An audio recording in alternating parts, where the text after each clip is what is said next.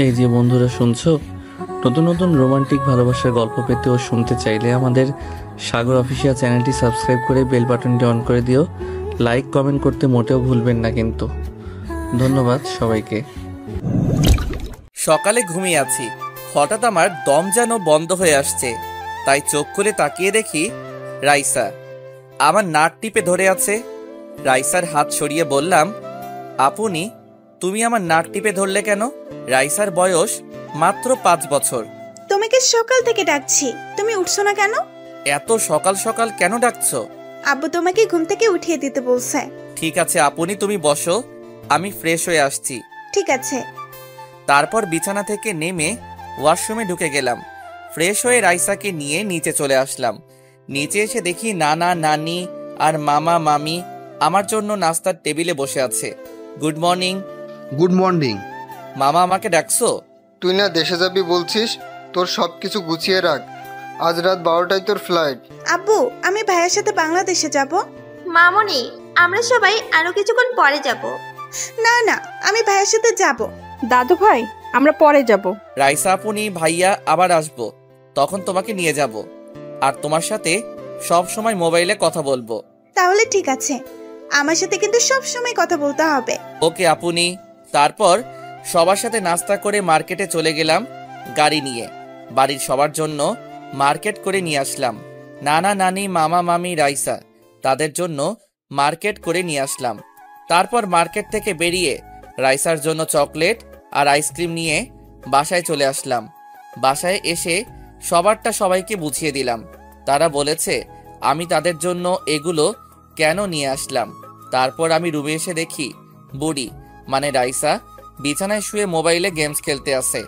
আমাকে দেখে বিছানায় নেমে দৌড়ে এসে জড়িয়ে ধরলো। ভাইয়া, আমার চকলেট আইসক্রিম কোথায়? আমি কি আমার বুড়ির এগুলো না এনে পারি? এই নাও। তুমি আমার লক্ষ্মী ভাইয়া। দেখতে দেখতে এখন আমি এয়ারপোর্ট আছি। মামা মামি নানা নানি আর রাইসা সবাই এয়ারপোর্টে এসেছে, তারা আমাকে এগিয়ে দেওয়ার জন্য। আপনাদের একটা কথা বলতে ভুলে গেছি, আমি যে বাড়িতে যাচ্ছি এটা আব্বু আম্মু কেউ জানে না। আপু, দুলাভাই যদি ফোন দিয়ে জিজ্ঞেস করে তুই কোথায়, তখন কি বলবো? বলবে আমি বাহিরে কোথাও আছি, আর আমি তো সকালে বাড়িতে পৌঁছে যাব। আমার মনে হয় না আর এখন ফোন দিবে। যখন সময় পাবি এখানে চলে আসবি, তোকে ছাড়া কিছু ভালো লাগে না, তুই বাসায় থাকলে অনেক ভালো লাগে। বাংলাদেশে গিয়ে এই বুড়ো নানাকে আবার ভুলে যাস না। এই নানা ভাই, তোমার কাছে আমার বউকে রেখে যাচ্ছি, যদি আমার বউয়ের কিছু হয় তোমার খবর করে ছাড়বো। বউ মানে নানির কথা বলছি। ঠিক আছে মামি, আমি গেলাম, আমার ছোট বউয়ের খেয়াল রাখবে আর তোমার শরীরের যত্ন নিও। ঠিক আছে, তুমি তো তোমার শরীরের যন্ত্র নিয়ে যাও। বুড়ি, তোমার আম্মুর কথা সব সময় শুনবে, বেশি দুষ্টুমি করো না। ভাইয়া, তোমার সাথে ফোনে কথা। ঠিক আছে ভাইয়া। তারপর সবার কাছ থেকে বিদায় নিয়ে ভিতরে ঢুকে গেলাম। সবার চোখে পানি। আসবে না কেন, ছোটকাল থেকে তো তাদের কাছে বড় হয়েছি। আমার চোখে 2 ফোঁটা পানি পড়ল। এয়ারপোর্টের ভিতরে সব কাজ শেষ করে বিমানে গিয়ে বসলাম। 20 মিনিট পর বিমান বাংলাদেশের উদ্দেশ্যে উড়ে গেল। তাহলে এবার চলুন পরিচয়টা দিয়ে দেই। এতক্ষণ তো বক বক করে গেছি, আমাকে সবাই চিনেন। তারপর বলি, আমি রাসেল, লেখাপড়া শেষ করেছি কিছুদিন হয়েছে। আমার পরিবারের জনসংখ্যা 5 জন। আমি, আব্বু আম্মু, ভাইয়া ভাবি। বড় ভাইয়ার বিয়ের সময় ছিলাম না, কারণ ওই সময় আমার গুরুত্বপূর্ণ একটা পরীক্ষা ছিল। ভাবিকে ছবিতে দেখেছি, মাশাআল্লাহ অনেক সুন্দর। আমার সাথে ফোনে কথা হয়। ভাবি একটু মজার লোক। তো যাই হোক, আব্বু আর ভাইয়া নিজেদের ব্যবসা বাণিজ্য সামলায়। বাংলাদেশের কোটিপতিদের মধ্যে আমার বাবা একজন। এবার বাবার বিষয়টা খুলে বলি। আমার বাবার পরিবারের লোক একটা সড়ক দুর্ঘটনায় মারা যায়। তারপর বাবা পুরো এতিম হয়ে যায়। তারপর বাবা বাড়িটা রেখে বাকি সবকিছু বিক্রি করে দেয়। এরপর আব্বু আমেরিকা চলে আসে। আমেরিকা এসে নানার কোম্পানিতে চাকরি দেয়। আস্তে আস্তে নানার কাছে আব্বুকে অনেক ভালো লাগে, কারণ আব্বু নিজের কোম্পানির মতো কাজ করে। এরপর নানা সিদ্ধান্ত নেয় তার বড় মেয়ে মানে আম্মুর সাথে আব্বুর বিয়ে দেয়। এইভাবে দেখতে দেখতে তাদের সংসার ভালো চলতে লাগলো আর নানার কোম্পানি আরো বড় হয়ে গেল। তারপর আব্বু সিদ্ধান্ত নেয় তিনি বাংলাদেশে ব্যবসা করবে। তারপর আমার যখন 10 বছর, তখন আব্বু বড় ভাইয়াকে নিয়ে বাংলাদেশ চলে যায়, আমাকে আমেরিকা রেখে যায়। আমি এখানে থেকে পড়াশোনা করছি। আব্বু আম্মু আর ভাইয়া যাওয়ার 2 বছর পর আমি বাংলাদেশে গেছি। আব্বু আম্মুর সাথে কিছুদিন থেকে চলে আসবো, কিন্তু বাংলাদেশে আমার ভালো লাগে না, তাই 7-8 দিন থেকে আমেরিকা চলে আসি। বাংলাদেশ এয়ারপোর্টে এসে বিমান ল্যান্ড করলো। তারপর বিমান থেকে নেমে ঘড়ির দিকে তাকিয়ে দেখি সকাল 7টা বেজে গেছে। আমার আসার কথা আব্বু শুনলে গাড়ি পাঠিয়ে দিত, কিন্তু তাদের সারপ্রাইজ দিব বলে বলি নাই। বাহিরে আসলাম, এসে একটা ট্যাক্সি নিয়ে বাসায় যেতে লাগলাম। বাংলাদেশ আগের থেকে অনেক উন্নত হয়ে গেছে। আগে যখন আসছি তখন ভালো লাগে নাই, কিন্তু এখন অনেক ভালো লাগছে। হঠাৎ রাস্তার পাশে তাকিয়ে দেখি একটা মেয়ে গাড়ির সাথে হেলান দিয়ে সিগারেট টানছে। মেয়েটার চেহারা ঠিকভাবে দেখছি না। হঠাৎ একটা ছেলে আসলো বাইক নিয়ে। মেয়েটা বাইকে উঠে ছেলেটার সাথে যেতে লাগলো। তারপর মেয়েটা চারপাশে তাকালো। আমি মেয়েটার চেহারা দেখে একদম মুগ্ধ হয়ে গেলাম। এটা কোনো মেয়ে না, একটা পরী। মেয়েটাকে দেখতে অনেক সুন্দর। বাংলাদেশেও এত সুন্দর মেয়ে আছে আগে তো জানতাম না। কিন্তু মেয়েটার একটা জিনিস ভালো লাগে নাই, সেটা হলো সে ছেলেদের মতো শার্ট প্যান্ট পরে আর সিগারেট টানে। তো যাই হোক, মেয়েটা চলে গেল ছেলেটার সাথে। প্রায় 1 ঘন্টা পর ট্যাক্সি বাড়ির সামনে এসে থামলো। আমি ট্যাক্সি থেকে নেমে ভাড়া দিয়ে দিলাম। আসার সময় মামা বাংলাদেশি টাকা 50,000 দিল। আমি জিনিসগুলো নিয়ে বাসার ভিতরে যেতেই দারোয়ান আমাকে আটকে দিল। কোথায় যাচ্ছেন আর কাকে চান? জি, আমি এই বাড়ির মালিকের ছোট ছেলে।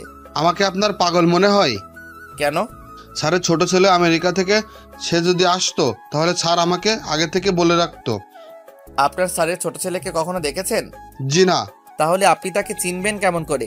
ঠিক আছে, আমি প্রমাণ দেখাচ্ছি। তারপর মোবাইল বের করে পরিবারের সবার সাথে ছবি দেখালাম এবং আমার কার্ড দেখালাম। তখন দারোয়ান বলল, সরি স্যার, আমার ভুল হয়ে গেছে, আমি আপনাকে চিনতে পারি নাই। কোনো সমস্যা নেই। আর একটা কথা, আমাকে স্যার নয়, নাম ধরে ডাকবেন। আমি আপনার ছেলের মতো। তুমি পুরো স্যার আর জীবনের মতো। ঠিক আছে, আমি ভিতরে গেলাম। আমার হাতে জিনিসগুলো দাও, আমি নিয়ে যাচ্ছি। ঠিক আছে, চলুন। দরজার সামনে এসে কলিং বেল চাপ দিলাম। তারপর ভাবি এসে দরজা খুলে দিল। আমাকে দেখে এক দৌড়ে ভিতরে ঢুকে গেল। মানে কিছু বুঝলাম না। দারোয়ান চাচা জিনিসগুলো ভিতরে রেখে বাহিরে চলে গেল। হঠাৎ আম্মু এসে আমাকে জড়িয়ে ধরলো। কেমন আছিস বাবা? তুই আসবি, আমাদেরকে বলবি না কেন? আর তোর মামা মামি তো আমাদের বলে নাই। আসলে আম্মু মানা করছি, তোমাদের সারপ্রাইজ দিব বলে বলি নাই। তুমি কেমন আছো আম্মু? আমি এখন অনেক ভালো আছি তোকে দেখার পর। তা ভাইয়া আব্বু কোথায়? আর ভাবি আমাকে দেখে দৌড়ে পালালো কেন? তোর আব্বু আর জীবন সকালে অফিসে চলে গেছে, অফিসে কি যেন গুরুত্বপূর্ণ কাজ আছে। ও, তা ভাবি আমাকে দেখে দৌড়ে পালালো কেন? হয়তো তোকে দেখে লজ্জা পেয়েছে। আমাকে দেখে লজ্জা পাওয়ার কি আছে? আমি তো ওনার ছোট ভাইয়ের মতো। আস্তে আস্তে কথা বলতে বলতে ঠিক হয়ে যাবে, তুই রুমে যা। আমি কোন রুমে যাব?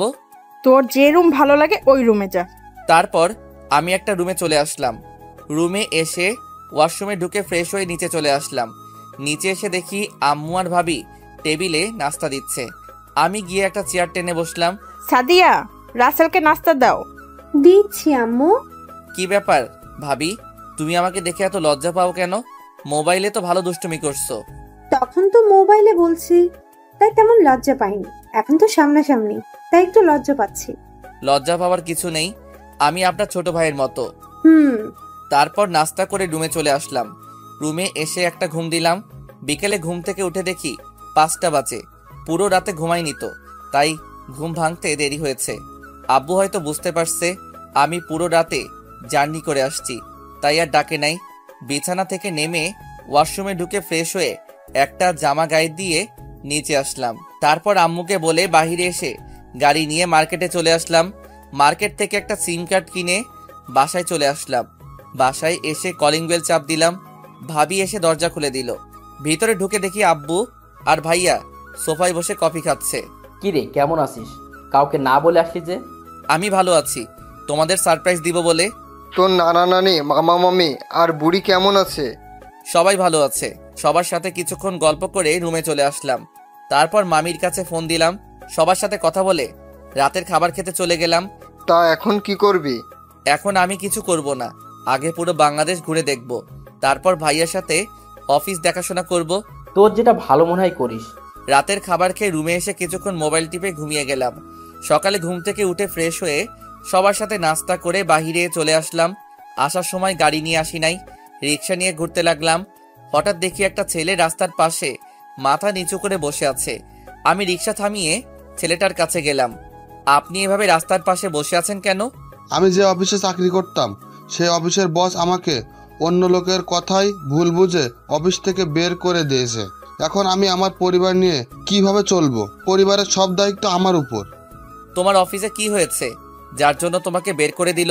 অফিসের বস তার অফিসের একটা কর্মচারীকে একটা ফাইল দিয়েছে, তাকে ফাইলটা করে দেওয়ার জন্য, কিন্তু সে ফাইলটা ঠিকভাবে করতে পারে নাই। পরে সে আমার নাম বলেছে যে আমি নাকি তার ফাইলটি রেডি করে দিচ্ছি। পরে বস আমাকে ডেকে নিয়ে নানা ধরনের কথা শুনিয়ে অফিস থেকে বের করে দিল। তোমার নাম কি আর তোমার পরিবারে কে আছে? আমার নাম আকাশ। পরিবারে 2 বোন 2 ভাই। বোন আর ভাই আমার ছোট। এক বোন ইন্টার প্রথম বর্ষে পড়ে, আর এক বোন ক্লাস 9-এ পড়ে, আর ছোট ভাই মাদ্রাসায় পড়ে। ঠিক আছে, আমি তোমাকে চাকরি দিব, তোমার কোনো টেনশন নেই। তুমি রহমান কোম্পানির নাম শুনেছো? জি শুনেছি, আর কোম্পানিটা তো অনেক বড়। আমার মতো ছেলেকে ওই কোম্পানিতে চাকরি দিবে। তুমি জানো ওই কোম্পানির মালিকের ছোট ছেলে আমি, রাসেল চৌধুরী। তুমি অফিসে যাওয়ার পর দারোয়ান কিছু বললে আমার এই কার্ডটা দেখাবে, তাহলে আর কিছু বলবে না। আপনাকে কি বলে ধন্যবাদ দিব? আপনি আমার অনেক বড় উপকার করলেন।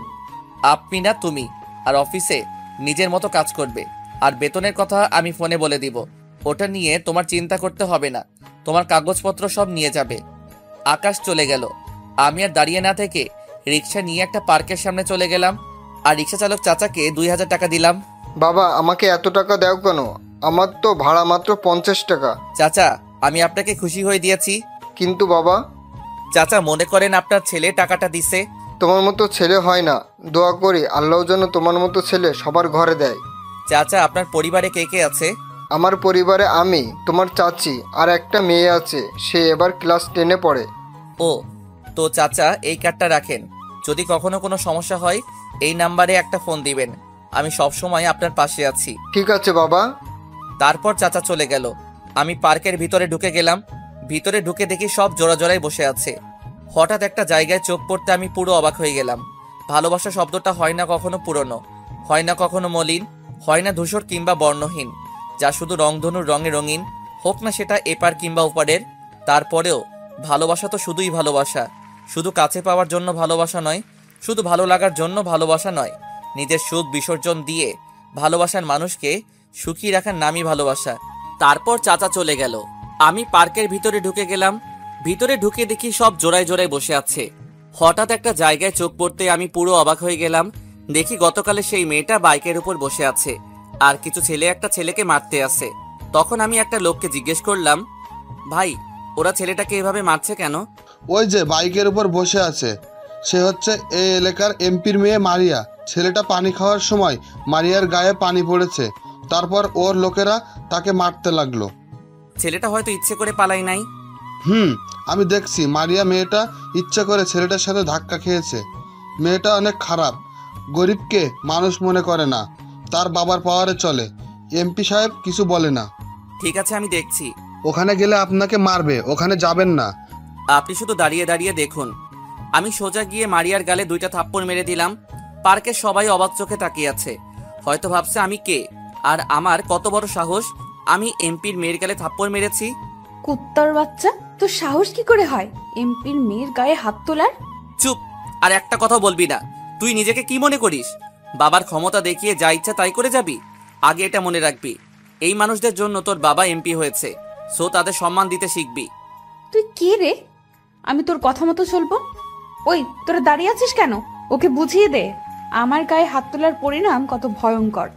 মারিয়ার কথায় সবগুলো আমাকে মারতে আসলো। আমি সবগুলোকে মারতে রাখলাম। ওরা ছিল 5 জন। এই 5 জনকে মারতে আমি একাই যথেষ্ট। আমি আমেরিকা থেকে জিম করে বডি বানিয়ে রেখেছি। সবগুলা মায়ের খেয়ে দৌড়ে পালাও। তোকে আর যদি কখনো দেখি মানুষকে অন্যায়ভাবে তাদের গায়ে হাত তুলতে, তখন আমার থেকে কেউ খারাপ হবে না বলে পার্ক থেকে বেরিয়ে চলে আসলাম বাসায়। কলিং বেল চাপ দিলাম, ভাবি এসে দরজা খুলে দিল। এতক্ষণ কোথায় ছিলে তুমি? একটু বাইরে ঘুরতে গেছি ভাবি। আমাকে নিয়ে গেলে না কেন? তুমি তো আমার সাথে লজ্জায় কথা বলতে পারো না, আর তুমি কি আমাকে বলছো? আমি বলি নাই, তুমি জিজ্ঞেস করছো। সারাদিন বাসায় থাকি, কোথাও ঘুরতে যেতে পারি না। তোমার ভাই সারাদিন অফিসে থাকে। তুমি বলো, একা একা বাসায় ভালো লাগে? একা কোথায়? আম্মু তো বাসায় আছে। আম্মুর সাথে তো গল্প করি। আমি কি বাইরে ঘুরতে যেতে পারি না? ঠিক আছে ভাবি, বিকালে রেডি হয়ে থেকো, তোমাকে নিয়ে ঘুরতে যাব। তুমি আমার লক্ষ্মী দেবর। তুমি ফ্রেশ হয়ে আসো, আমি খাবার দিচ্ছি। আমি রুমে এসে ওয়াশরুমে ঢুকে গোসল করে একটা জামা গায়ে দিয়ে নিচে চলে আসলাম। টেবিলের সামনে এসে দেখি ভাবি সব খাবার সাজিয়ে রেখেছে। আমি একটা চেয়ার টেনে বসলাম। আম্মু কোথায় ভাবি? খাবার খাবে না? তুমি বসো, আমি আম্মুকে ডেকে আনছি। ভাবি আম্মুকে ডেকে নিয়ে আসলো। আমার পাশে একটা চেয়ার টেনে বসালাম। আপনাদের একটা কথা বলে রাখি, আমার মায়ের পুরো পরিবার আমেরিকার নাগরিক। আব্বু সবাইকে বাংলা ভাষা শিখিয়েছে। ভাবি আমাকে আর আম্মুকে খাবার বেড়ে দিল। আম্মু, একটা কথা বলবো, রাগ করবে না তো? কি কথা বৌমা? তুমি আমার আম্মু, তোমাকে বলবো না তো কাকে বলবো? ঠিক আছে রাসেল, তুই সাদিয়াকে আজকে একটু বাইরে নিয়ে ঘুরে আসিস। সেটা তোমাকে বলতে হবে না, ভাবি আমাকে বাসায় আসার পর বলেছে। ও, তারপর খাওয়া দাওয়া করে রুমে চলে আসলাম। রুমে এসে বিছানায় শুয়ে মোবাইল নিয়ে ভাইয়াকে ফোন দিলাম। বল। কি করো ভাইয়া? খাওয়া দাওয়া হয়েছে? মাত্র আব্বু আর আমি খাওয়া দাওয়া করে আসলাম। ও, তোমাকে যেটার জন্য ফোন দিছি, তোমার কাছে আকাশ নামে একটা ছেলেকে পাঠিয়েছি, সে কি গেছে? আসছে। তোর কথা বলায় চাকরি দিয়ে দিছে, আর বেতন প্রথম অবস্থায় 30,000 টাকা ধরেছে। বলেছে কাজ দেখে পরে বাড়িয়ে দিবে। অনেক ধন্যবাদ ভাইয়া। আর একটা কথা, তাদের একটা ফ্ল্যাট দিয়ে দিও, আর আসা যাওয়ার জন্য অফিস থেকে একটা গাড়ি দিও। ঠিক আছে, আগে তার কিছুদিন কাজ দেখি, তার দিব। ওকে। আর তুমি কি আজকে একটু তাড়াতাড়ি বাসায় আসতে পারবে? কেন? আসলে ভাবিকে নিয়ে বিকালে বাইরে ঘুরতে যাব, যদি তুমি সাথে থাকো তাহলে অনেক ভালো লাগবে। ঠিক আছে, আমি চলে আসব। আরো কিছুক্ষণ কথা বলে রেখে দিলাম, তারপর একটা ঘুম দিলাম। বিকালে ভাবি রুমে এসে ডাকতে লাগলো। কি হয়েছে ভাবি, ডাকছো কেন? দুপুরে কি কথা হয়েছে তোমার সাথে? ও সরি ভাবি, আমার মনে ছিল না। তুমি রেডি হয়ে নাও, আমি ফ্রেশ হয়ে রেডি হয়ে আসতেছি। ভাবি রুম থেকে বেরিয়ে গেল। আমি রেডি হয়ে রুম থেকে বেরিয়ে নিচে চলে আসলাম। নিচে এসে দেখি ভাইয়া চলে এসেছে। আমি ভাইয়াকে বললাম তাড়াতাড়ি রেডি হয়ে নিতে। কিছুক্ষণ পর ভাইয়া ভাবি রুম থেকে বেরিয়ে আসলো। দুজনকে অনেক মানিয়েছে। তারপর বাহিরে এসে গাড়ি নিয়ে বের হলাম। আমি গাড়ি চালাচ্ছি, ভাইয়া আর ভাবি দুজনে পিছনে বসেছে। তারপর একটা পার্কের সামনে গাড়ি থামালাম। ভাইয়া ভাবি নেমে ভিতরে ঢুকে গেল। আমি গাড়িটা পার্কিং করে ভিতরে ঢুকলাম। তাদের সাথে ঘুরতে ঘুরতে রাত 9টা বেজে গেছে। একটা রেস্টুরেন্টে ঢুকে খাবার খেয়ে বাসায় চলে আসলাম।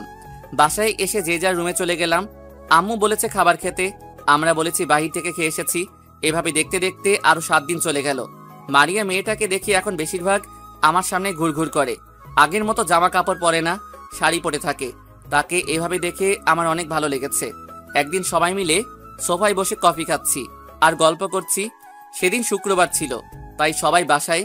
হঠাৎ কলিং বেল বেজে উঠল। আম্মু গিয়ে দরজা খুলে দিল। কিছুক্ষণ পর দেখি আম্মুর সাথে একটা আব্বুর বয়সী লোক আর আম্মুর বয়সী একজন মহিলা ভিতরে ঢুকলো। দেখো কে এসেছে। আরে রফিকুল যে, হঠাৎ না বলে আমার বাসায়?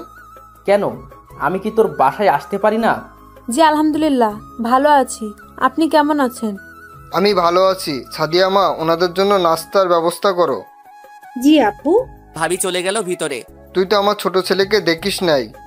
এ হচ্ছে আমার ছোট ছেলে রাসেল, আর রাসেল ও হচ্ছে আমার ছোটবেলার বন্ধু রফিকুল। রফিকুল বর্তমানে এই এলাকার এমপি। আসসালামু আলাইকুম, কেমন আছেন আঙ্কেল? আলহামদুলিল্লাহ, আমি ভালো আছি। তুমি কেমন আছো? আমিও ভালো আছি। আব্বু তোমরা কথা বলো, আমি একটু বাহিরে গেলাম। ঠিক আছে, যাও। আমি আর কোনো কথা না বলে বাহিরে চলে আসলাম। আর ওইদিকে রহমান, তোর কাছে একটা জিনিস চাইবো, তুই দিবি? দেবার মতো হলে অবশ্যই দিব, বল কি চাস? তোর ছোট ছেলেকে আমার মেয়ের সাথে বিয়ে দিবি? আমার মেয়েটা তোর ছোট ছেলেকে দেখে পছন্দ করে ফেলেছে। সে বলছে তোর ছোট ছেলের সাথে যদি তার বিয়ে না হয় তাহলে সে কিছু একটা করে বসবে। তুই তো জানিস মারিয়া আমার একমাত্র মেয়ে, তার কিছু হয়ে গেলে আমি কাকে নিয়ে বাঁচবো? এটা তো খুশির কথা, তোর মেয়ে আমার ঘরের বউ হয়ে আসবে। আমার কোনো অমত নেই। রাসেলের মা, তুমি কি বলো? তুমি যেহেতু রাজি, আমি কি রাজি না হয়ে পারি? আর ওনারা তো বাহিরের কেউ নয়, এখানে মানা করার কি আছে? তুই আমার অনেক বড় উপকার করলি। আপনাদের এই ঋণ কখনো শোধ করতে পারবো না। ঋণ শোধ করতে হবে না। মারিয়াকে ঘরের বউ না, সাদের মতো নিজের মেয়ের মতো রাখবো। আমরা কালকে তোর বাসায় গিয়ে বিয়ের তারিখ ঠিক করে আসব। আব্বু, রাসেল এর মতামত নেওয়ার দরকার না? তাকে না জানিয়ে রাজি হওয়া কি ঠিক হবে? আমি জানি রাসেল আমার কথা ফেলবে না। ঠিক আছে, তুমি যেটা ভালো মনে করো। তারপর তারা আরো কিছু কথা বলে চলে গেল। আমি এখন বাসর ঘরের সামনে দাঁড়িয়ে আছি। আপনারা হয়তো ভাবছেন আমি এই বিয়েতে রাজি হয়েছি কেন। আসলে এই 7 দিনে মারিয়ার চলাফেরা, তার পরিবর্তন, মানুষের সাথে ভালো ব্যবহার করা, এসব দেখে আমার অনেক ভালো লেগেছে। আর মারিয়াকে তো আমি প্রথম দেখায় ভালোবেসে ফেলেছি, তাই আব্বুর কথায় রাজি হয়ে গেছি। অনেক ধুমধাম করে বিয়েটা হয়ে গেল। অনেক বড় বড় লোক এসেছে বিয়েতে, আর আমেরিকা থেকে নানা নানি, মামা মামি আর আমার আপুনি এসেছে। বাসর ঘরের সামনে দাঁড়িয়ে আছি, ভাবি দরজার সামনে দাঁড়িয়ে আছে, আমাকে ঢুকতে দিচ্ছে না। ভাবি বলো, তোমার কি চাই? কেন দেবরজি, তুমি জানো না বাসর ঘরে ঢুকতে হলে আমার পাওনা দিয়ে ঢুকতে হবে? তোমার আবার কিসের পাওনা? আর আমি কি আগে বিয়ে করছি যে বাসর ঘরে ঢুকতে কি কি করতে হয় আমি জানবো? ঠিক আছে, আমি বলছি। আমার পাওনা হলো তোমার বাসর ঘর সাজিয়েছি, সেটার জন্য টাকা দিতে হবে। তা কত টাকা দিতে হবে? বেশি লাগবে না, 50,000 হলে হবে। ওকে, আমার এই কার্ডটা রাখো, তোমার যত খুশি খরচ করো, আর পাসওয়ার্ড তুমি জানো। তাহলে ঠিক আছে, এবার তুমি ভিতরে যাও। তারপর ভাবি আমাকে ধাক্কা দিয়ে ভিতরে ঢুকিয়ে দিয়ে বাহির থেকে দরজা লাগিয়ে দিল। আমিও ভিতর থেকে দরজা লাগিয়ে দিলাম। আর আমাকে বোকা পেয়েছে। আমি বিয়ের মার্কেট করে কার্ডের সব টাকা শেষ করে ফেলেছি। আমার জানা মতে কার্ডে 20 থেকে 25,000 টাকার মতো আছে। আমি বিছানার দিকে যেতে লাগলাম, কিন্তু ভাবির কাছে শুনেছি স্বামী বাসর ঘরে ঢুকলে স্ত্রী পা ধরে সালাম করতে আসে, কিন্তু মারিয়া তো কিছুই করলো না। মারিয়া বিছানায় ঘোমটা দিয়ে বসে আছে। আমি দাঁড়িয়ে না থেকে যেই না বিছানায় উঠতে যাব, তখন মারিয়া এমন কিছু বলবে আমি কখনো ভাবতে পারিনি। যেজন দিবসে রিচার্জ কিরায়া নিশিতে উড়াই টাকা, দেউলিয়া করিবে প্রেমিকা তাহার পকেট করিবে ফাঁকা। হাই রে দুনিয়া, যে ভালোবাসা বোঝে না তাকে ভালোবাসা শিখাতে যাবেন না, কারণ সে ভালোবাসা শিখবে আপনার কাছে, কিন্তু ভালোবাসবে অন্যজনকে, আর কষ্ট পাবেন আপনি। খবরদার, তুই আমার কাছে আসবি না। এই তুমি এটা কি বলছো? আমি তোমার স্বামী, আমি আসবো না তো কে আসবে? স্বামী? তুই ভাবলি কি করে আমি তোকে স্বামী হিসেবে মেনে নেব? আমি তোর উপর প্রতিশোধ নিতে বিয়ে করেছি। প্রতিশোধ মানে? আমার দোষটা কি? তুই ভুলে গেলি কিছুদিন আগে পার্কে সবার সামনে তুই আমার গায়ে হাত তুলছিস, তোর মনে নেই? আজ পর্যন্ত আমার বাবা মা আমার গায়ে হাত তুলে নাই। তোমার গায়ে হাত কেন তুলছি সেটা তুমি ভালো করে জানো। তুমি অন্যায়ভাবে একটা ছেলেকে মারছো, তাই বাধ্য হয়ে তোমার গায়ে হাত তুলছি। তুই এটাই তো বড় ভুল করছিস। আমি যা খুশি করব, তুই আমার গায়ে হাত তুলছিস কেন? এখন শুধু দেখবি আমি কি করি। তুই এখনো ওই মারিয়াকে চিনতে পারোসনি। তাহলে আমাকে বিয়ে করলে কেন? আমি তো তোমাকে বিয়ে করতে চাইনি। তুমি নিজেই তো আমাদের বাসায় তোমার বাবা মাকে পাঠিয়েছো। বিয়েটা না করলে তো তোর উপর প্রতিশোধ নিতে পারবো না, তাই তো মা বাবাকে পাঠিয়েছি। তাই বলে তুমি আমার জীবনটা এভাবে নষ্ট করে দিবে? আমি তো মনে করছি তুমি ভালো হয়ে গেছো, আগের মতো কারোর সাথে খারাপ ব্যবহার করো না, তাই বাবার কথায় রাজি হয়ে গেলাম। এটা তো তোকে দেখানোর জন্য করেছি, যাতে তুই আমার উপর দুর্বল হয়ে পড়িস আর বিয়েতে রাজি হয়ে যাস। তাহলে এখন তুমি কি করতে চাও? সেটা সময় হলে দেখতে পাবি। তুমি আমার সাথে যা করার করো, কিন্তু আমার পরিবারের সাথে কিছু করো না। তাহলে আমি তোকে যা বলবো তোকে তাই করতে হবে। বল রাজি কিনা? ঠিক আছে, আমি রাজি। তুমি যা বলবে আমি তাই করব। ঠিক আছে, এখন গিয়ে সোফায় ঘুমিয়ে পড়। আমি কখনো সোফায় ঘুমাইনি, তাহলে এখন ঘুমাবো কি করে? খাটে তো অনেক জায়গা, আমি একপাশে শুয়ে পড়ি। তুই আমাকে বোকা পাইছিস? তোকে আমার সাথে শুতে দিলে আমাকে একা পেয়ে যদি কিছু করে বসিস। আমি তোদের মতো ছেলেদের ভালো করে চিনি। কথা না বাড়িয়ে সোফায় গিয়ে ঘুমা। আমি কোনো কথা না বলে বিছানার দিকে এগিয়ে যেতে লাগলাম। আমাকে এভাবে আসতে দেখে মারিয়া পিছে যেতে লাগলো। আমি বিছানায় থেকে একটা বালিশ আর একটা কম্বল নিয়ে সোফায় শুয়ে পড়লাম। মারিয়া হয়তো ভাবছিল আমি তার সাথে কিছু করব। মারিয়া বিছানায় শুয়ে পড়লো। আমি তার সাথে অনেক কিছু করতে পারতাম, কিন্তু পরিবারের সম্মানের কথা চিন্তা করে কিছু বলি নাই। তা না হলে ওর মতো এমপির মেয়েকে বাসা থেকে বের করে দিতাম। আবার এমপি বাবার ছোটবেলার বন্ধু। সকালে হঠাৎ ঘুমটা ভেঙে গেল। কথা শুনে বুঝতে পারলাম ভাবি ডাকতে আসছে। আমি সোফা থেকে উঠে বালিশ আর কম্বল বিছানায় রেখে দিলাম। মারিয়ার দিকে তাকিয়ে দেখি কি সুন্দর করে ঘুমিয়ে আছে, তার মুখের উপর চুল দিয়ে ঢাকা। ইচ্ছে করছে তার মুখের উপর থেকে চুলগুলো সরিয়ে কপালে একটা চুমু দিতাম, কিন্তু মারিয়া আমাকে সে অধিকার দেয় নাই। তাকে আর না ঠেকে আমি গিয়ে দরজা খুলে দিলাম। তখন ভাবি বলল, কি দেবরজি, রাতে কি বিড়ালটা মেরেছেন? বিড়াল পাবো কোথায়? আমি তো রুমে কোনো বিড়াল দেখি নাই, তাহলে মারবো কেমন করে? আমার দেবরটা দেখি কিছুই বোঝে না। আরে বাসর কেমন করলে? অনেক ভালো ভাবি। বাসর না ছাই, পুরো রাত সোফায় শুয়েছিলাম। খাচ্চুন্নি আমাকে সোফায় শোয়ালো। মনে মনে বললাম, তা বাসর রাতে কি করেছো? ভাবি তুমিও না? বাবা, দেবরজি দেখি লজ্জা পাইছে। তা মারিয়া কি ঘুম থেকে উঠেছে? না, এখনো ঘুমিয়ে আছে। ঠিক আছে মারিয়া, তুমি ফ্রেশ হয়ে নিচে আসো, আমি টেবিলে নাস্তা দিচ্ছি। ভাবি আর কোনো কথা না বলে চলে গেল। আমি বিছানার সামনে এসে দাঁড়িয়ে মারিয়াকে ডাকতে লাগলাম, কিন্তু ওর ওঠার কোনো খবর নেই। তাই বাধ্য হয়ে তার শরীরে টাচ করলাম। হঠাৎ মারিয়া চোখ খুলে দেখে আমি তার হাতের উপর হাত দিয়ে রেখেছি। তোর সাহস কি করে হয় আমার শরীরে টাচ করার? তোর মতলব তো ভালো না। তোমাকে আমি অনেক ডেকেছি, কিন্তু তোমার ওঠার কোনো খবর নেই, তাই তোমার হাত ধরে ডাকতে লাগলাম। হয়েছে, আর মিথ্যা বলতে হবে না। কেন ডেকেছিস সেটা বল। ভাবি ঠেকে গেছে দুজনকে ফ্রেশ হয়ে নিচে যেতে, নাস্তা খাওয়ার জন্য। ঠিক আছে, তুই বস, আমি ফ্রেশ হয়ে আসছি। এই বলে মারিয়া ওয়াশরুমে ঢুকে গেল। 30 মিনিট পর বেরিয়ে আসলো। আমি মারিয়াকে দেখে এক ধ্যানে তাকিয়ে আছি। ভেজা চুলে মারিয়াকে অনেক সুন্দর লাগছে। ইচ্ছে করছে তাকে জড়িয়ে ধরি, তার চুলে নাক ডুবিয়ে দেই, কিন্তু সেই অধিকার মারিয়া আমাকে দেয় নাই। হঠাৎ মারিয়া বলল, কোথায় হারিয়ে গেলি? তোকে এতক্ষণ ডাকছি, তুই শুনোস না? কেন ডেকেছো? তুই ফ্রেশ হবি না? তুমি বসো, আমি 2 মিনিটের মধ্যে ফ্রেশ হয়ে আসছি। বলে আমি ওয়াশরুমে ঢুকে ফ্রেশ হয়ে বাহিরে আসার পর মারিয়ার দিকে তাকিয়ে দেখি চোখ মুখ লাল করে আছে। যেভাবে তাকিয়ে আছে মনে হয় আমাকে গিলে খাবে। তুমি আমার দিকে এভাবে তাকিয়ে আছো কেন? তুই গোসল করিসনি কেন? আমি তো সকালে গোসল করি না। করিস না, কিন্তু এখন তোকে করতে হবে। কেন? আমাদের মধ্যে তো কিছুই হয়নি, তাহলে আমি গোসল করব কেন? তোকে বলছি না গোসল করতে? আর গতকাল রাতের কথা ভুলে গেছিস? আর আমাদের মধ্যে কিছু হয়নি, এটা শুধু আমি আর তুই জানি, কিন্তু বাসায় কেউ জানে না। তাই বলছি, কথা না বাড়িয়ে গোসল করে আয়। মারিয়া তো ঠিক কথাই বলেছে। আমি দাঁড়িয়ে না থেকে জামা কাপড় নিয়ে ওয়াশরুমে ঢুকে গোসল করে বাহিরে চলে আসলাম। ওয়াশরুম থেকে বেরিয়ে এসে দেখি মারিয়া কোনো রকম শরীরে শাড়ি পেঁচিয়ে দাঁড়িয়ে আছে। তুমি এভাবে দাঁড়িয়ে আছো কেন? শাড়ি পরো। আমি তো শাড়ি পরতে পারি না, তাই এইভাবে দাঁড়িয়ে আছি। তুই একটু ভাবিকে আমার রুমে পাঠিয়ে দে। ঠিক আছে বলে আমি নিচে চলে আসলাম। নিচে এসে দেখি আব্বু আম্মু ভাইয়া নাস্তা টেবিলে বসে আছে। আমি একটা চেয়ার টেনে বসলাম। কিরে মারিয়া, কই? তাকে সাথে করে নিয়ে আসিস নাই কেন? ও কিছুক্ষণ পর আসবে। ভাবি মারিয়া তোমাকে তার কাছে যেতে বলেছে। ঠিক আছে, যাচ্ছি, তোমরা বসো। ভাবি মারিয়ার কাছে গেল। কিছুক্ষণ পর ভাবি মারিয়াকে নিয়ে সিঁড়ি দিয়ে নিচে নামতে লাগলো। আমি তো মারিয়াকে দেখে অবাক। শাড়িতে মারিয়াকে অনেক সুন্দর লাগছে। মারিয়া নিচে এসে আমার পাশে একটা চেয়ার টেনে বসলো। রাসেল, নাস্তা করে রেডি হয়ে থাকিস। কেন আব্বু? মারিয়ার আব্বু আম্মু আসবে, তারা তোদের নিয়ে যাবে, এটা বিয়ের নিয়ম। ঠিক আছে আব্বু। আমি নাস্তা করে রুমে চলে আসলাম। রুমে এসে বিছানায় শুয়ে মোবাইল টিপতে লাগলাম। কিছুক্ষণ পর দেখি মারিয়া রুমে আসলো।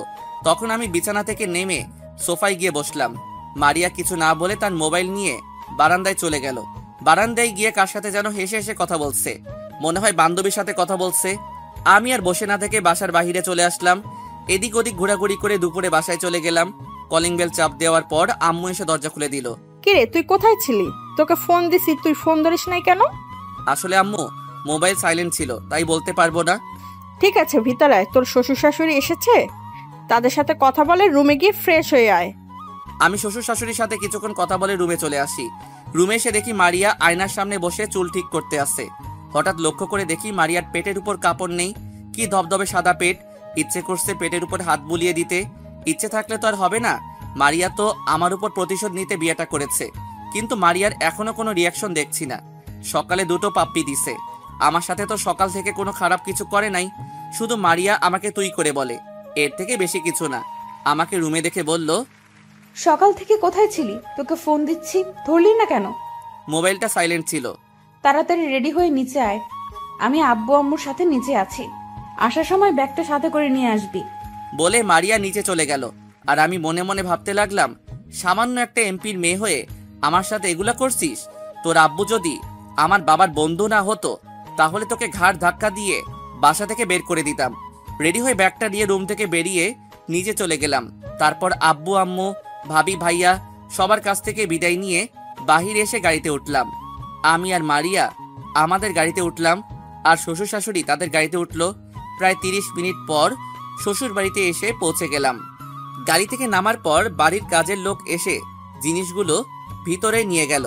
নিজের বিবেককে অন্ধকারে রেখে অন্যের বিবেক নিয়ে খেলা করার নামই স্বার্থপরতা। কষ্টের পরিমাণ যখন অনেক হয়ে যায় তখন মানুষ কাঁদে না, তখন চুপ থাকতে শিখে যায়। মারিয়া মা, জামাই বাবাজিকে তোর রুমে নিয়ে যা। ঠিক আছে বাবা। মারিয়ার সাথে ওর রুমে ঢুকলাম। ভিতরে ঢোকার পর মারিয়া ওয়াশরুমে ঢুকে গেল। আমি বিছানায় বসে পুরো রুমটা দেখতে আসি। হঠাৎ একটা মেয়ে রুমের ভিতরে ঢুকে বলল, দোলা ভাই কেমন আছেন? আলহামদুলিল্লাহ ভালো আছি, আপনি কেমন আছেন? আর আপনাকে তো চিনতে পারলাম না। আমি হচ্ছি মারিয়া, আপুর মামাতো বোন মিমি। ও, তা তোমার বাড়ির সবাই কেমন আছে? তুমি এবার কিসে পড়ো? বাড়ির সবাই ভালো আছে। আমি বর্তমানে অনার্স ফাইনাল ইয়ারে পড়ি। আপনাদের বিয়েতে আসতে পারি নাই, আম্মু মাথা ঘুরে পড়ে গেছে। আম্মুকে হাসপাতালে নিয়ে গিয়েছি। সকালে হাসপাতাল থেকে আম্মুকে বাসায় রেখে তারপর আসছি। তা তোমার আম্মু এখন কেমন আছে? আম্মু এখন অনেকটা সুস্থ আছে। কি রে মিমি, তুই কোন সময় আসলি? এই তো আপু, কিছুক্ষণ আগে এসেছি। আপু, দুলাভাই কিন্তু অনেক সুন্দর, তোর সাথে ভালো মানিয়েছে। আমি কি তোকে জিজ্ঞেস করেছি? না। তাহলে কেন বলছিস? তুই আব্বু আম্মুর কাছে যা, আমি আসতেছি। মিমি আর কোনো কথা না বলে মাথা নিচু করে চলে গেল। হয়তো মারিয়ার কথায় কষ্ট পেয়েছে। মারিয়া আমার সামনে এসে বলল, ওর সাথে এত কিসের কথা? মেয়ে দেখলে কথা বলতে ইচ্ছে করে। ও তো নিজে থেকে এসে কথা বলছে, আর ও তোমার মামাতো বোন, আমার সাথে কথা বলতেই পারে। তুমি ওর সাথে এভাবে কথা বলাটা ঠিক উচিত হয়নি। কার সাথে কিভাবে কথা বলবো সেটা আমার ব্যাপার। তুই যা, ফ্রেশ হয়ে নিচে আয়, আমি নিচে গেলাম। বলে মারিয়া রুম থেকে বেরিয়ে গেল। আমি মারিয়ার কথা ভাবতে লাগলাম, ও কি প্রতিশোধ নিতে বিয়েটা করেছে? যদি তাই করতো তাহলে তো এখনো কিছুই করলো না আমার। যাই হোক, পরে এসব নিয়ে ভাবা যাবে। বসে না থেকে ওয়াশরুমে ঢুকে ফ্রেশ হয়ে নিচে চলে গেলাম। নিচে এসে দেখি শ্বশুর শাশুড়ি সোফায় বসে কফি খাচ্ছে। আমাকে দেখে বলল, জামাই বাবা আসো, বসো। আমি গিয়ে শ্বশুরের পাশে বসে পড়লাম।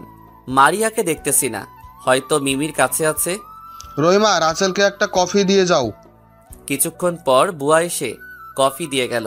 শ্বশুর শাশুড়ির সাথে বসে গল্প করছি আর কফি খাচ্ছি। হঠাৎ মিমি আর মারিয়া রুম থেকে বেরিয়ে এলো।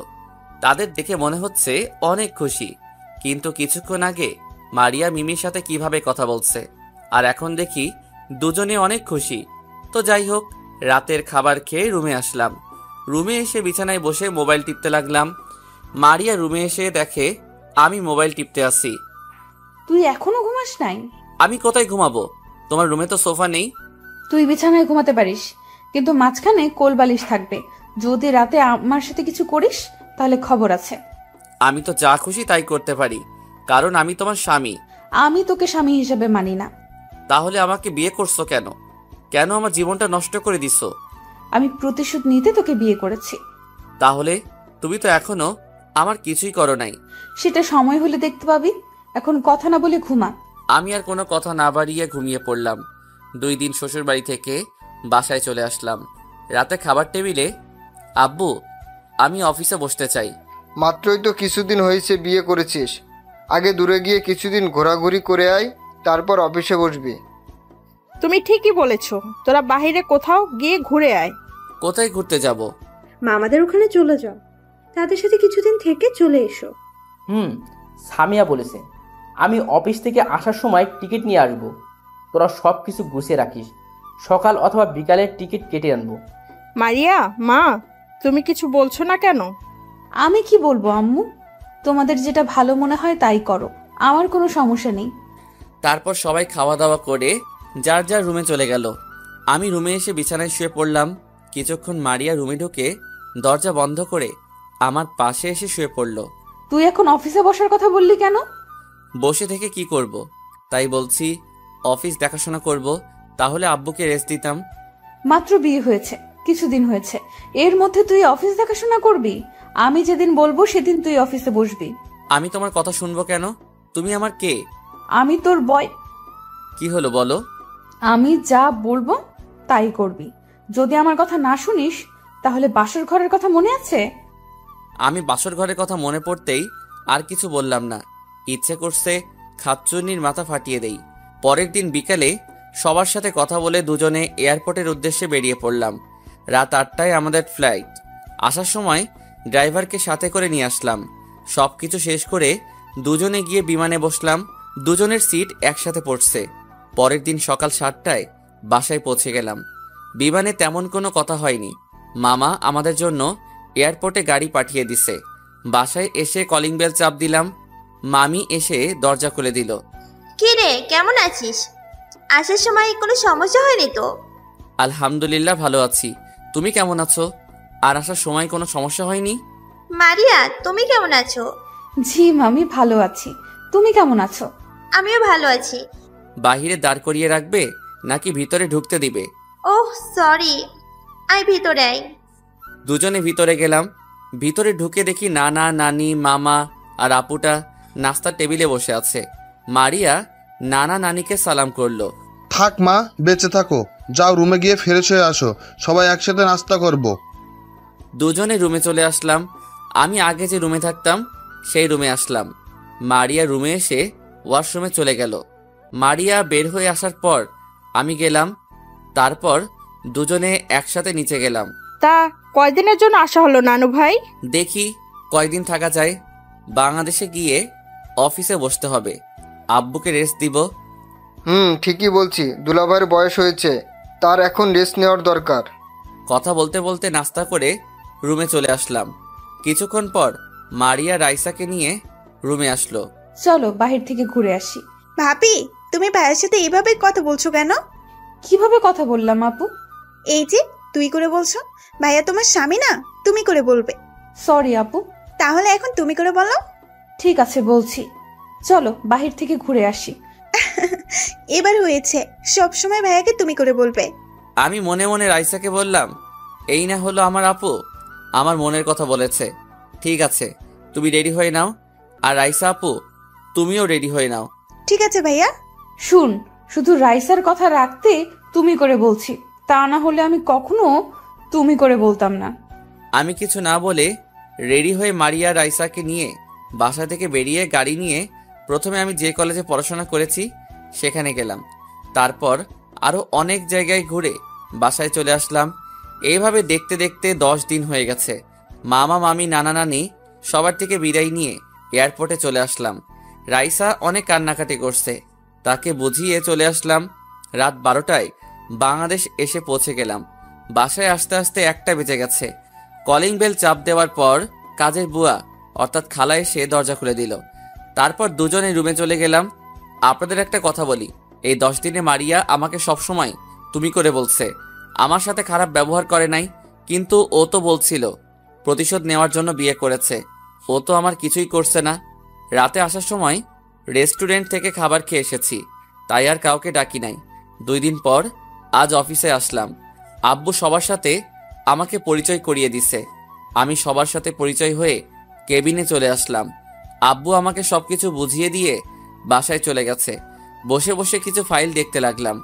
হঠাৎ একটা মেয়ে এসে বলল, আসতে পারি স্যার? আসুন। সরি স্যার, আসতে একটু লেট হয়ে গেছে। আব্বুর জন্য ওষুধ কিনতে গিয়েছিলাম, ওষুধ বাসায় দিয়ে অফিসে আসলাম। প্রথম কথা হলো, আমি তো আপনাকে বলি নাই আপনার লেট হয়েছে কেন। আর দ্বিতীয় কথা হলো, আপনি কে? স্যার, আমার নাম রিয়া, আমি আপনার বিয়ে। আগে আপনার বাবার বিয়ে ছিলাম। গতকাল আপনার বাবা বলেছে অফিসে তাড়াতাড়ি আসার জন্য। আপনি নাকি এখন থেকে অফিসে দেখাশোনা করবেন। ঠিক আছে, এখন আপনি আমাকে পুরো অফিসটা ঘুরিয়ে দেখান। ঠিক আছে স্যার, চলুন। রিয়া আমাকে পুরো অফিসটা ঘুরিয়ে দেখানোর পর কেবিনে চলে আসলাম দুজনে। এবার বলো, তোমার বাবার কি হয়েছে? আসলে বাবার মাথায় একটা টিউমার ধরা পড়েছে।